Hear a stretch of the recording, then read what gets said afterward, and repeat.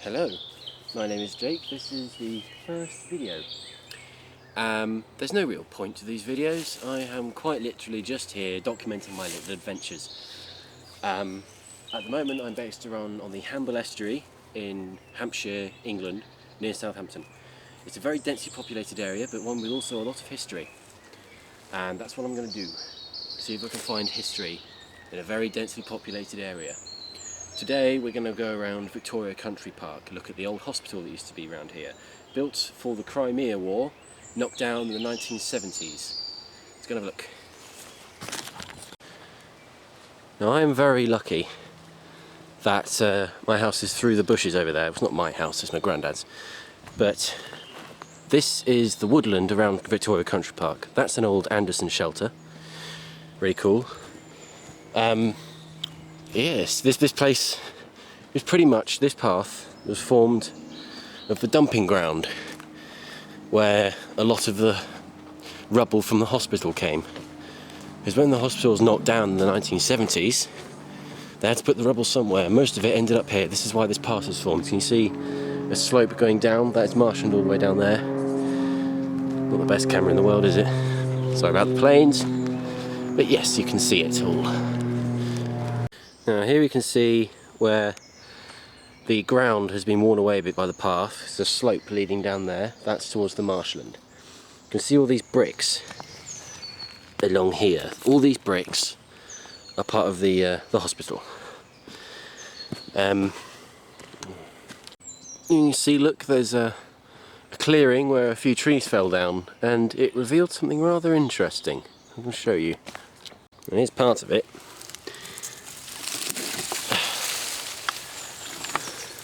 You want to guess what it is? We'll find out in a second. And here's the rest of it. It's what I think is a Mini. Engine's gone. It's just a shell. There's the steering wheel, or what's left of it. Most of it's completely collapsed, of course. Painted blue and black. You can sort of see under there. There's God knows what's living down there now. What I picked up down there was, I'm assuming, the bonnet, or maybe a car door. Body panel of some sort, anyway. Yeah. This has probably been here since the 70s when the hospital was knocked down. Either abandoned or just picked up with the rubble, I don't know. Now you get a good idea of how old this woodland is, because of course you can see these trees. Let's see how much they've rotted. These are old trees. Kick that all the way. They're all cut, of course. Machine cut. That's straight edge there. You don't. Straight edge. You don't get that naturally. These older trees, the ones rotting on the floor, were the ones cut away to make way for the machines dumping the bricks. There's some more bricks there. I like this zoom.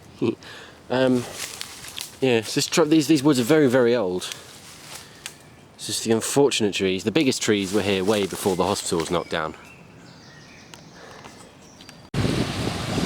Now I was going to show you the country park, but as I walked down, I looked out across the water and I saw this beauty. No idea who she is. It's a tall ship, obviously. Might have been a T-clipper. Sorry about the camera, and zoomed in as much as I can. It's very shaky. I'm out of breath running down the hill. She's beautiful, isn't she?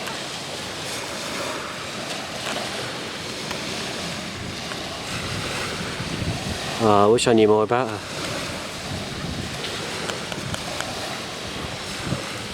Yeah. Here's what's left of the hospital. The old chapel. The hospital used to span all that fields across there, all the way out there. Now this is what I mean by densely populated, unfortunately. I usually go here for some quiet time, but when the sun's out, everyone else is. Makes it awkward filming. People are probably staring at me, thinking I'm a complete weirdo filming them. Well, there you go. That's what's left of the hospital. And sort of give you an idea of how big it was. There you go. Here's a slightly better shot of the hospital. Well, the chapel. Very pretty building. Well, again, it used to span out this entire field. You can sort of see the line. And the field exactly this size on the other side of the chapel. Now the hospital used to get all its supplies from the railway track, and here's the remnants of it, going all the way along the car park, going into there. Well, this valley down here stretches all the way through the woodlands, all the way down there towards Hamble. Up there you can see the road there. That was Hamble Lane, the old Hamble Lane, which used to be the main route for cars and, in the early days, horses, to get to the hospital and Netley. I was going to go up there and show you properly, but I couldn't get a shot. There's people there now. I couldn't get a shot of people, of footage without people in. It's just too many people around here.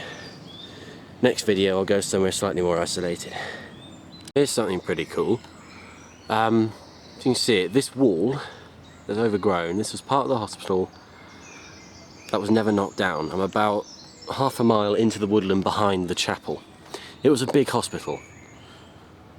And if you go around the corner, you can see it spans out all the way along the woodland.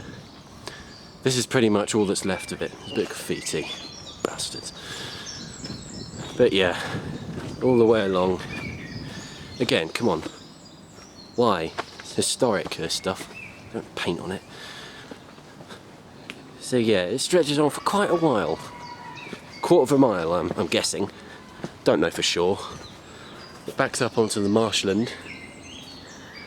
One thing about this hospital, it was mainly military. As I said, it was built for the Crimea War. And we're going to go to next, the place we're going to go to next is the War Cemetery, the Commonwealth War Cemetery, which was built just behind the hospital. Here you go, here's some more bricks. Yay, bricks. Now we're just going to go to the cemetery, which is, see, this wall curves around, it goes quite far. Yes, the cemetery is just down this path. We're going to go down there, just to give you a vast idea of how big the hospital was. We'll look at how many people died and were buried just behind it.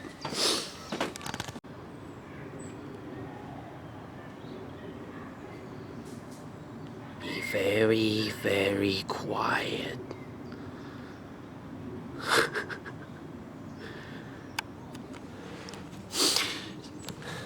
So I've been going on this path for a while.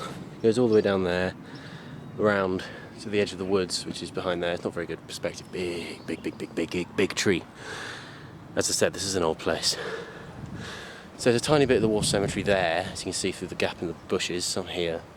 But it's only when you get to the top here that you get an idea. There's some more. It's only when you go around this corner that you get a good idea of how big this place was. Here you go. This is not even half of it. Goes all the way down that hill, just stretches on, keeps going. These are the more noble graves. These are for either war heroes. That one's been broken, look, you can see the reinforcement sticking out of it. These are either for lords of the estate or high-ranking officers, commanders, even war heroes. But the actual soldier cemetery is just through there. Now at the top of this grave you can see these graves are mainly for people, World War I veterans or World War II veterans who died after the war. There's corporals, captains, sergeants. I've seen they're mainly high-ranking lieutenants, mainly high-ranking ones. For instance, and they've all got their regiment on. For instance, this one, Edward Baxter, captain, died 1945, age 46. Part of the Royal Artillery, is his rank there. But it's only when you get to this side that you see these graves. These graves were for the soldiers who were wounded in the First World War and taken to the hospital and died in hospital, or died on the way to the hospital. Now I've been to the World War I graves in northern France and Belgium, and they are without doubt far bigger than this, but this is still huge. something so beautifully surreal about this place as well. One thing I did notice, as I come along here, you can see we got a few German names with the Iron Cross. Rudolf Stahl, I think that's how you say it. Now, the ones with the pointed ends are the German ones. These would have been World War I prisoners who were taken wounded and taken to the hospital, maybe questioned, and died here. But they still got a grave in amongst English and Canadian and American soldiers. They still got a grave. I thought it was quite noble. Some have got crucifixes, some have got the Star of David. Can't find one now. Anyway, yeah, some of them are the Star of David. There's no discrimination here. It's all mixed up. There's no one side Jewish, one side Christian, and there's no chucked into the bush German bodies. It's all into one, which is more than can be said for the graves in France and Belgium. There are German graves, but they're specifically German graves. They are rather pretty though. They're like black marble graves. This is pretty though. The white limestone. I think it's limestone.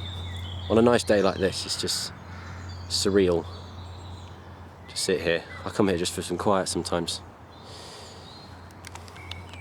Right, I've only got about 5 minutes of videoing battery time left, so I'll end this one on me on a rope swing. Bye bye. What? Ow.